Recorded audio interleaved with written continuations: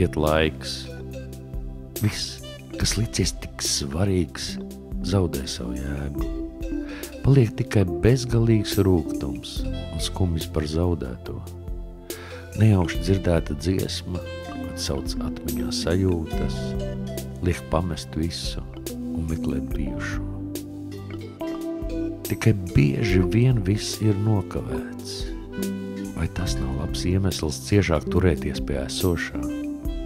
Atrast labo lietās, kas ir pašsaprotamas, pievērst vairāk uzmanību dvēseles skaņām, censties sadzirdēt nepateiktos vārdus, censties nepamanīt niekus, no kuriem rodas nesaskaņas, censties vairāk piedot.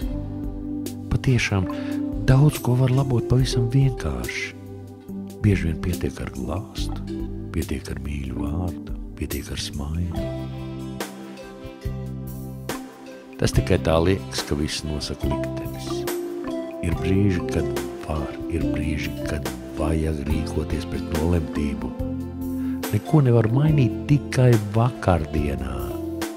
Uzzina rītdienu pats, iekrāso to. Krāsu nemēdz būt par daudz, paprasi rudenim. Viņš to zina jau sen. Es ticu, tava rītdiena būs krāsaināk par vakardienu. Tajā būs smiekli dzeltenais, mīlestības sarkanais, bērnības zaļais, mūžības zilais. Tas viss sajauksies pār tevi mirdzošā varavīksnē. Un tu satiksi citu pasauli. Tikai notic, ka tā var būt. Notic tūlīt.